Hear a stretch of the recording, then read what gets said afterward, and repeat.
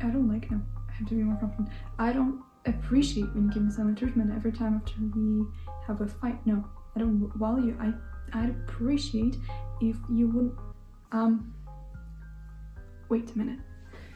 The biggest fear we have around setting boundaries is how will people react? How will they react? What will they think? How will they react? So this is why I'm making this video, to show you 8 the most common reaction people have when you're setting boundaries. And also remember, when someone negatively responds to your boundaries, it says more about them than about your boundaries. So first reaction people can have is kids mostly do it in childhood because it helps them to develop their individuality, their independence. For example, a parent said, you cannot do that, and they try to test them to see how far they can bend their rule, like don't eat sweets every day, and they're like, maybe I can, maybe I should. So do people, so do adults. For example, it could be like you had an ex and you guys broke up and got together a lot of times, and every time you broke up, you're like, no, we're not gonna get back together. And you did. And this time, you decided for sure you're not gonna get back with them. And limit testing in this situation could sound like, but we've broken up and gotten back together so many times. What is so different about this time? Or it could be something like, I don't have to listen to you. Like, you're not my boss, I don't have to listen to you. Or it could be something like, your rules don't apply to me. Your rules don't apply to me. I don't have to change for you. I think you got the point. They're like children. They're gonna try to see how far can you bend your own boundaries. And that's why you have to communicate them. So how to respond to limit testing? You have to be clear about your boundary. You have to be clear about the behavior you notice. For example, you limit test me right now. I set a boundary and you limit test me right now. Express how does this limit testing makes you feel. For example, when you don't respect my boundaries, I feel blank. That blank probably won't be happy, satisfied, content. There'll be something negative, just if you didn't know. In our attempts to explain our boundaries, we sometimes can get carried away and start saying sorry and like over-explain ourselves, but while setting boundaries, you have to use a lot of I statements. I need this, I feel that, I feel uncomfortable with that, and stuff like that. You have to do your best to name a boundary without giving explanation, because then you are easily talked out of it. So the second reaction people have is, it's typical for people to resist changes in their lives, let alone lives with someone else, like for example your friendship, relationship, people you know for a long time, from work, from I don't know, school, whatever. But change is essential part of growing, maturing, realizing. It's an important part of living. So if someone respects you as a person, they're gonna respect your boundaries too. That's, it's given. But if they don't respect you, they're not gonna respect your boundaries. And also people are so frightened by that. This pushback can start momentarily whenever you say your boundary, your new boundary. You say to someone and they could push you back, saying something like, well, I have things to do too, but I'm not making you change. I don't have to do whatever it is that you're saying. This is a pushback. This is pushback. And this is a manifestation of fear, of unknown, something unknown.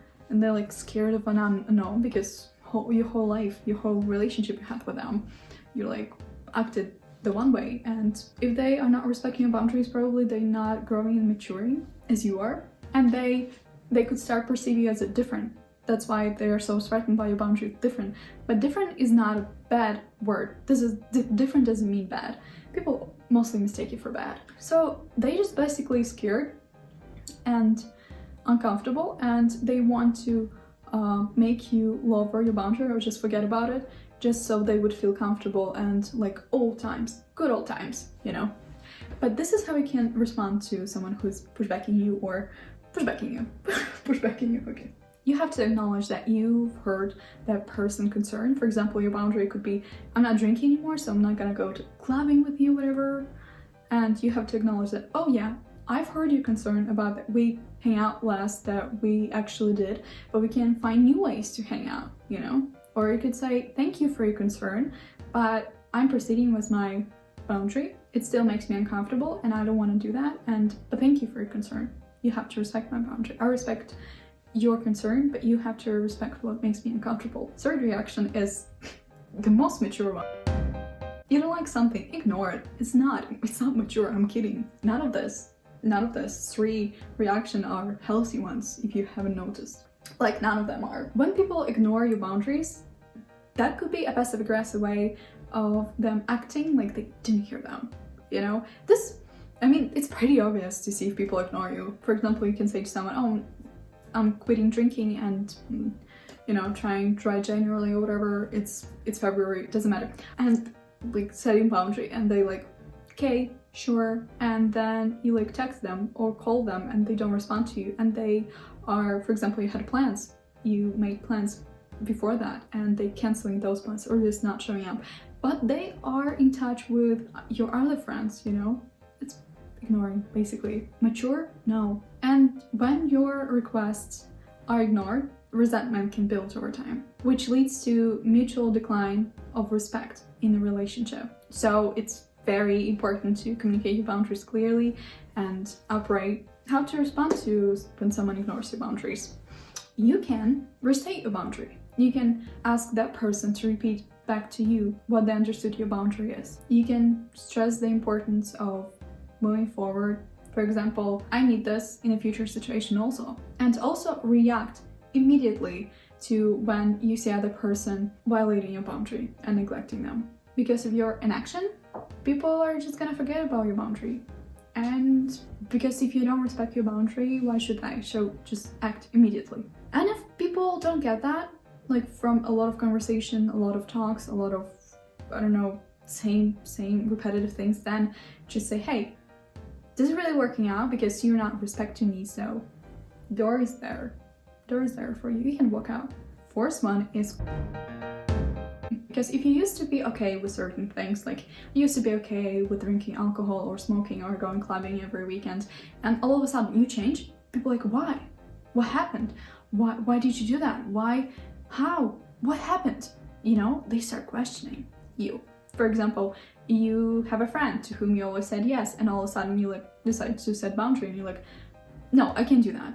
I cannot help you with this because I need to do this for me. And they're like, why? Why aren't you able to help me right now? What's the point of doing things differently now? Why are you trying to change me now? What is wrong with how we always done it? I don't see why we can't keep things the way they used to be. Why do they have to change? Why do we need to do this all of a sudden? It could sound like that. You have to respond to that questioning they give you. You should be careful and try not to explain yourself. Keep your response short. Basically like, this is what healthy for me. This is where I feel comfortable in a relationship. Because saying too much basically will put you back and forth into negotiation, and it's gonna be a pretty long night for you. Pretty late night. So fifth reaction is when people react defensive to your boundaries is because they feel attacked. Defensive people may shift the blame on you because they don't want to be responsible for anything. For example, like you can say, I'm not comfortable gossiping anymore. Could we just like do like bare minimum one, not do it all? And they're like, well, you're the one who always gossiped, not me. Defensive people, why are they defensive? Because they are not listening to what you are saying. They are personalizing it. For example, you're saying, I don't want to drink anymore, and they're like, me. Yes, me, I'm always to blame. I'm always to blame. Yes, I'm always bad. Sure, yeah, of course. And you're like, dude, I just told you that I don't want to drink. There was nothing about you. And they're like, there's always something about me. There's always something about me. And therefore, their response has to do more with them because they're personalizing it than with your boundary and with you. They're focused on having their needs met and resisting from any change in your dynamic. Friendship dynamic, relationship dynamic, doesn't matter. Work-life dynamic. But healthy relationships are not one-sided. The needs of both individuals are equally important. So defensiveness could sound like turning your request around to make a request for you. For example, you're like, I'm not comfortable sharing those details with you. And they're like, well, I need to know this to feel comfortable in our friendship. I need to know these things. Or you setting a boundary and they like start explaining what they did it. For example, you're like, I don't appreciate when you take my things without asking me.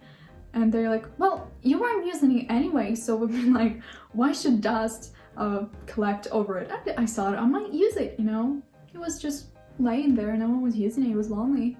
You need some company, and I was their company. Or they can accuse you of attacking them. For example, you could say, I'd appreciate if you wouldn't interrupt me when I'm talking. And they're like, why are you always controlling me, huh? I'm just trying to contribute something to this conversation. I can stay silent, whatever you want, you know, dude? Why do we even have this conversation if the one who talks is only you? I have conversations like that in my head. Nevertheless, they could also bring up what you did in the past to reference your request. For example, I don't want to drink anymore. And they're like, oh, I remember when I was like, I don't want to drink anymore 5 years ago. And you're like, oh, it's so dumb. And then I lasted 1 day because you were going to the club. Remember that? Or it could be like, I feel disrespected right now because you didn't say to me that you were late and I was waiting for you outside for 20 minutes. And they're like, and they could be like, remember when 3 years ago you were late to the meeting? I didn't say anything.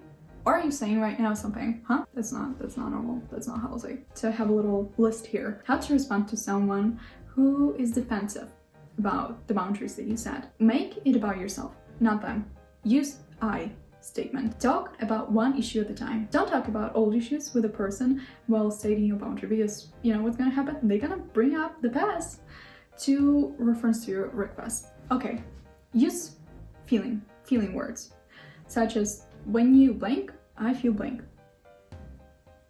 You get that. Say something in the moment or soon after they like violate your boundary, neglect your boundary. Don't let issues lay there for days, weeks, or months. Just say it as fast as you can. As soon as your boundary was violated, say it. If you can talk in person, if it's easier for you to email or text, do that. Of course, there are some conversations that are truly better to have in person, but when you feel like you won't be able to set boundary face to face, it is better to, you know, just send text or email, whatever is better for you. 6-1, I think we're all familiar with that. I am.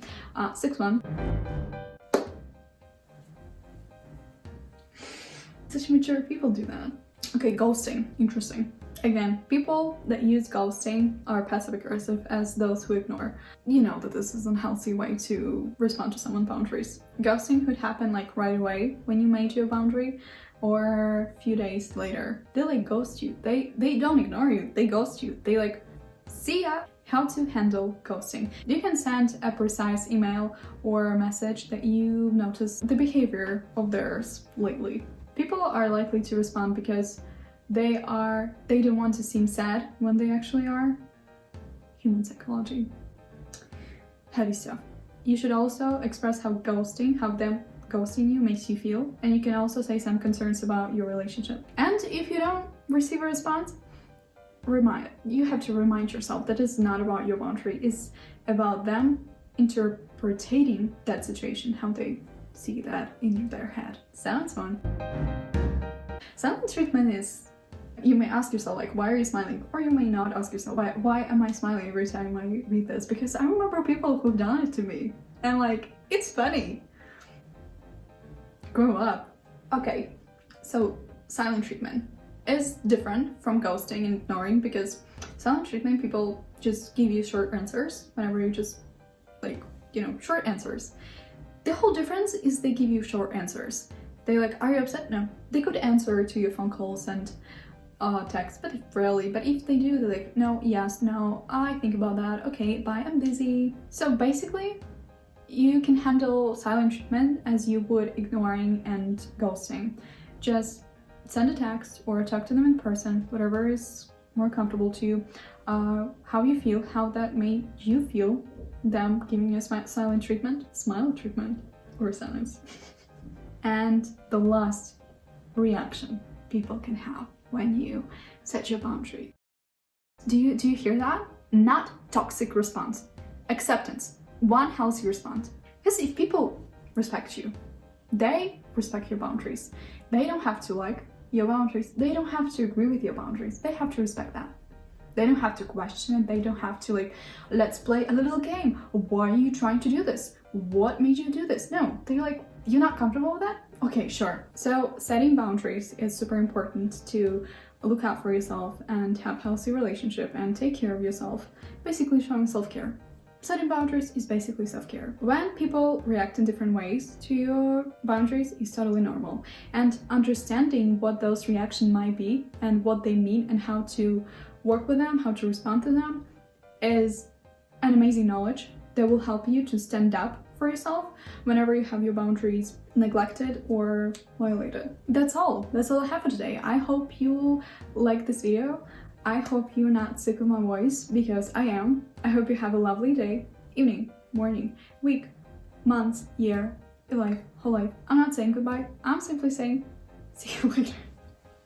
Such a easy line. Also, I ran out of tea, so I don't know how I'm still talking to you, because I cannot without tea in my system. So I'm gonna make myself some tea, and you can make yourself some tea or coffee or any drink, beverage you like, and watch my other videos. I'll see you in a week, or if you want to, in a few seconds, if you want to watch any of my videos. I love you, I'm proud of you, and bye!